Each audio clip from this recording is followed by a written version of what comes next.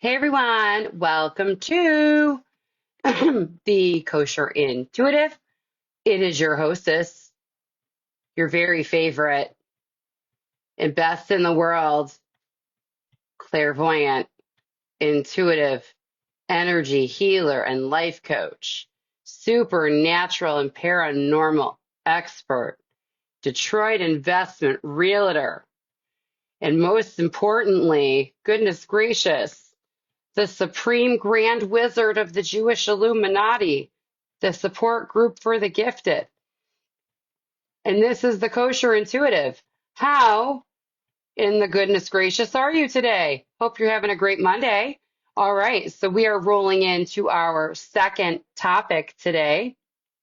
And this episode, which should shock nobody, is about what I believe we saw to be a public meltdown and and a very much validating public display of what a demonic attack looks like with Perez Hilton having that severe breakdown. And we are not going to show that video. I mean, you guys know I don't post clips of things like that on the show anyway.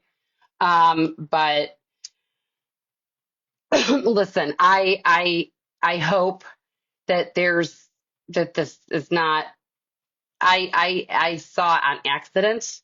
I didn't mean to see it. I was watching the news about I'm sorry, a podcast about what had happened, and they posted some footage of this horrendous. I mean, poor Perez. And I understand for people that are into celebrities and things that Perez Hilton has from what I understand, a interesting relationship uh, with celebrities. If I'm not mistaken, he's said some pretty atrocious things about people. And, there's people who've said that this is him getting some sort of karmic attack. Well, that's really not for us to decide. It sounds to me, though, and from what I saw, there was definitely a mental health crisis occurring, without a doubt. But I also saw something deeper. Looked like demonic possession. And what it looked like to me, this is what it looked like to me, was maybe some sort of Kundalini awakening experience going on that could have exacerbated a demonic entity lying dormant in his system, is which I honestly believe happened. And he had, whilst having a psychological attack, which a Kundalini awakening, by the way, ladies and gentlemen. Oh, the cat's away from the door. Sorry, you guys, my cats stalk me and chase me all over the place. And they come into my bedroom. They want in, they want out, they want in, they want out. But a Kundalini awakening can mimic symptoms of a serious, mental health crisis, and they can cause a mental health crisis. 7 years ago, I was taking, this was, talk about a dumb deal. I was taking two medicines together for psychiatric services that were not working well. I had a Kundalini awakening, which triggered something that was dormant. And I had something I had horrible paranoia, hallucinations, delusions. It was terrible. I had to be hospitalized. Thank God I am fine. No real harm was done. I have an excellent mental health team. But when these things occur, they can be dangerous. And we have to start understanding that a Kundalini awakening, if you don't know what that means, Google it. It's almost like a physical reaction, of a lack of a different word, to like an opening of higher intuitive ability and things of that nature. And if you have not had regular energy healing and regular clearings and things of that nature, which at 7 years ago was not, was my situation, and I'm assuming probably Perez Hilton's situation, these Kundalini awakenings can be very intense and cause a person to do some pretty crazy things, self-harm being one of them. So when I saw the pieces of this video that I did see, and like I said, I did not go out of my way to see it.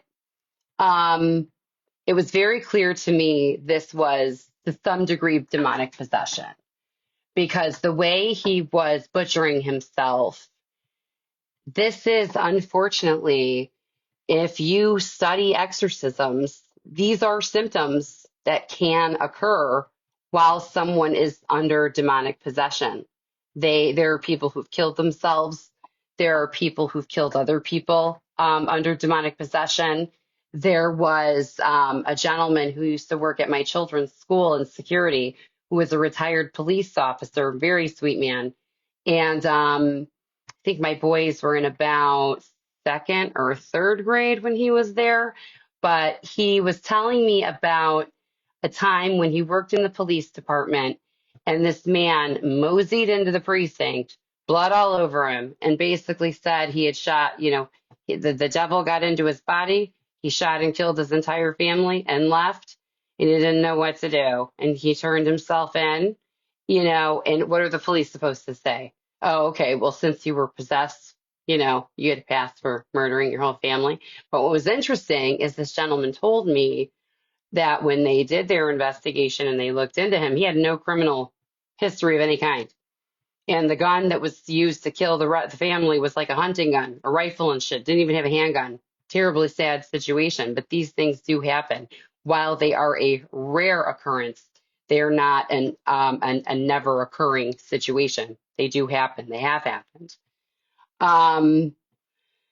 And especially considering he was making noises of a sexual nature while doing the self-mutilation, that is another contributing component to a person who is under demonic possession. And I think that this is actual demonic possession. I don't know that I think it's just ghosts that caused this. I think it's a very high level Shindalid, maybe completely in moksha mode, and have Perez Hilton make an immediate miraculous Refor Shalema, physically, mentally, emotionally, spiritually, financially, maritally, sexually, miraculously, in all ways of life. Please God, may he get well. We certainly do wish him all of the best.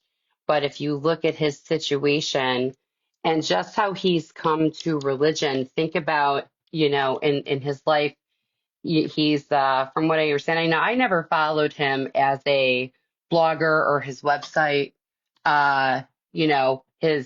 If I'm not mistaken, I figured out that he had like a Wendy Williams vibe, where he was like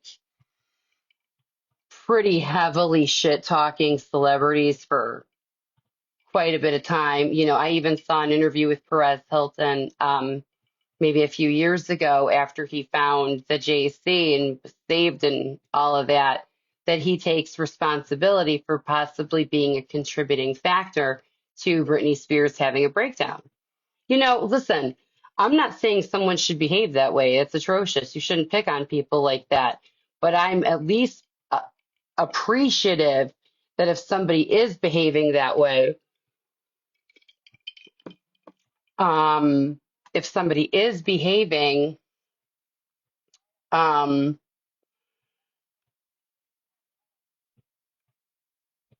me say, I just totally lost my train of thought. I hate when people text me when I'm trying to do this podcast. So I'm appreciative that he was able to say that this was a vile thing that he did, and he took accountability and actually genuinely did apologize.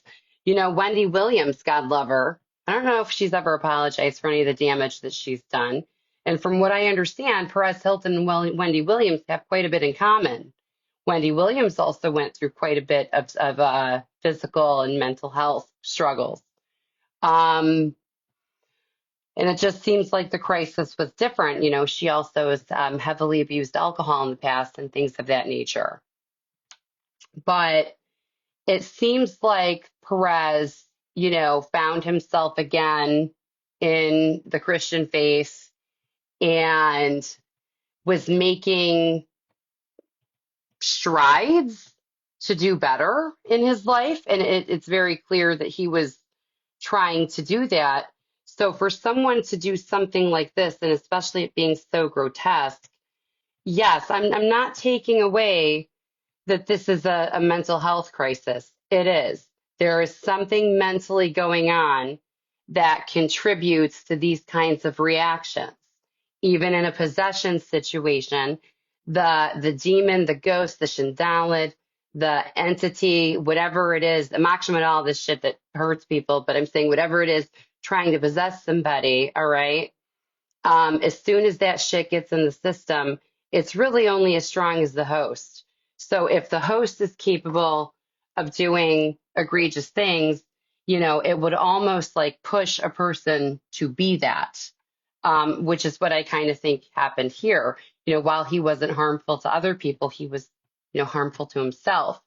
Other symptoms of demonic possession, aside from self-mutilation, would be like eating bugs, things of that nature. Really gross things, eating other stuff. Yeah. Okay. These are all symptoms of people that are truly experiencing demonic possession. And I see it on a regular basis as an energy healer, and I've discussed this with other energy healers. We are seeing entities possessing people, affecting their judgment, affecting how they think, affecting their ability to reason. And the entity comes out of them, they get it cleared out, there's an exorcism or something happens and it's not there anymore, and their whole personality shifts back to normal.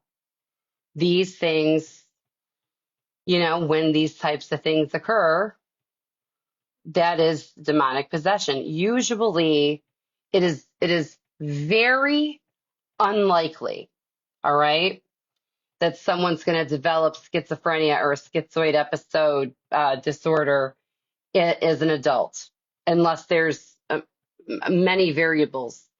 It's a very unlikely thing. So when these things occur, we have to also take a look that there is physical health, mental health, emotional health, but there is also spiritual health and financial health, marital health, relationship health. So health is a much bigger word than I think what we currently are using it for. And we have to also take into consideration when someone does something like this is a person who is spiritually in a lot of trouble. I truly believe that we saw something making a grand exit out of Perez Hilton. And I don't, when I check the energy, is that entity still in him? I get a validation of no, which means it is gone. What was happening, I'm correct on, and that it was like an exit where the entity made him go crazy with self-harm before, being able to cross over. These things happen, and they caught, a Kundalini awakening has a physical side effect to it. We have to start investigating for real spiritual health and talking about it, because spiritual health is real. What you believe does contribute to your mannerisms, what you're going to say, what you're going to do, how you're going to live. And this was obviously someone on the path of being very sorry, probably turning their soul body into a vessel that this demon could no longer possess. So the demon kind of gave a final fuck you as it was being exorcised out. There are times where demons really are expelled by God from a person. And these are the types of things they can do during that expulsion. I've seen it. And my concern is why rabbis, especially the ones who understand this stuff, are not explaining this more in depth. I'm very disheartened that the Catholic Church has monopolized this area of understanding in spiritual health, because I have seen footage of exorcisms done by different professionals of different faiths, and I can tell you what they're doing right. I can tell you what they're doing wrong, in my opinion. And I think that the way most exorcisms are done is they're expelling the entity out very, very violently, and it's causing physical. When there is a way to do it, if someone is gifted enough where they open the energy and let these things out or take them out, there's different ways of doing this. And it's just getting in touch with the right people to explain the different methodologies. Because while I've never worked on somebody to date, not yet, in Perez Hilton's situation, I've seen what entities can do to people that do not have this, that have other challenges. And it's pretty bad. It's pretty bad. We have to take into consideration the spiritual, what's behind the veil. Just because it's behind the veil doesn't mean there isn't a veil. There very much is a veil. And staying a person who prays up, who stays connected to God and being, living as spiritually as possible is one of the many ways to shield ourselves from this. And also, once a person's soul and being starts to elevate, which is what I believe very likely happened in Perez Hilton's situation, is once the soul starts to elevate into being a better person, the demonic forces can't live there anymore. So they do process out. And when they process out, it causes a Kundalini awakening and a mental health episode. And this is what manifested in his mental and spiritual health episode, unfortunately. So we have to really take into consideration, I believe what we saw last week with Perez was demonic possession coupled with a mental health crisis and a Kundalini awakening, and almost like a self cleaning of it, a self cleaning exorcist, a self exorcism. That's what it looks like to me. And I think it's time that we take very seriously that the world is changing. We are seeing claims of things like when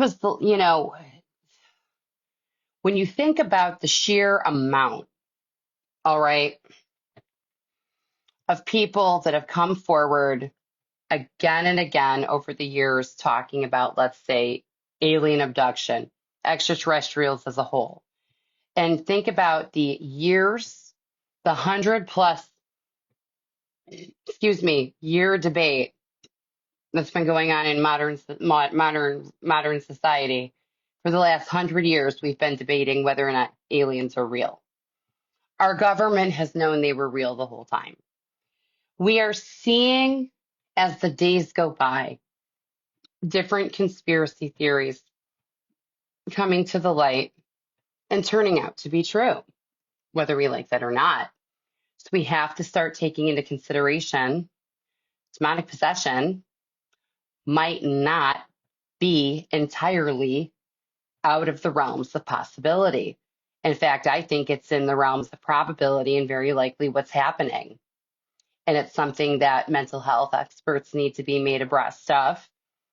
I think every mental health expert in the world should know what a Kundalini awakening is, because if your client, patient, whatever you call it, has one, they need your help right away. And as someone who's had one, I know people who've had them, and they are physical. It's psychic storms unlike anything you would believe. I mean, really, people go into the hospital for this shit. When I had one, it was so bad, I had to be hospitalized. So I'm telling you, for real, these things, real merit to them. So we need to really take into consideration how important it is to pray and pray regularly. Prayer is so important. And if anyone is interested, the Jewish Illuminati, we have a prayer group every night. It's about 8 o'clock, give or take 10, 15 minutes. We are not married to that time slot.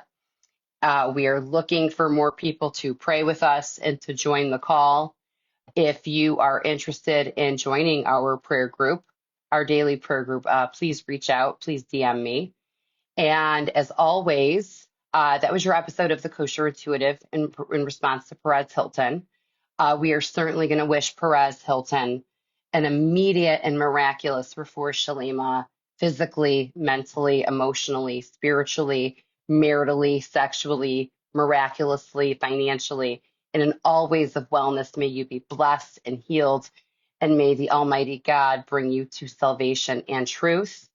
We certainly wish all people suffering with spiritual health, any mental health, a quick refuah shalema. And if anybody wishes to donate to this cause, as I say at the end of every episode, I have dedicated my life to the understanding of the Jewish understanding of the paranormal, supernatural, rare human phenomena arena. People with rare phenomena exist. We are very, very few and far between, but we exist. And the type of energy healing I do is one of a kind. I don't know anybody else who does what I do specifically, nor could I say I know someone who does a better job. I know people in my role, in my colleague group, in a part of my team that do different things, and they're better than me, in the different things that I don't do. But, specifically with what I do, I don't know anybody who does it. While prices start at $375 a session for your initial clearing and $200 an hour, sliding scale prices are always available for those who qualify. And if need be, there's a real need for the service and you cannot pay and there is no way to sponsor you, we will take you on anyway as a chesed for the sake of God and your health. We will never allow, in my team, myself, or the people I work with, finances to prevent us from helping a person in need. So if you'd like to donate to the cause, these are cases we do all the time. Yesterday, I took 6 malevolent poltergeists out of a house in Oklahoma with beautiful cabinetry that was causing great danger to a family, or to a widow who raised her whole family in that big beautiful house. So we do things all the time for the sake of humanity. So if you'd like to donate, please do so. If you'd like to book a consultation, please reach out and then an appointment. Thank you so much for listening. That was your episode. Wishing you a wonderful and blessed day.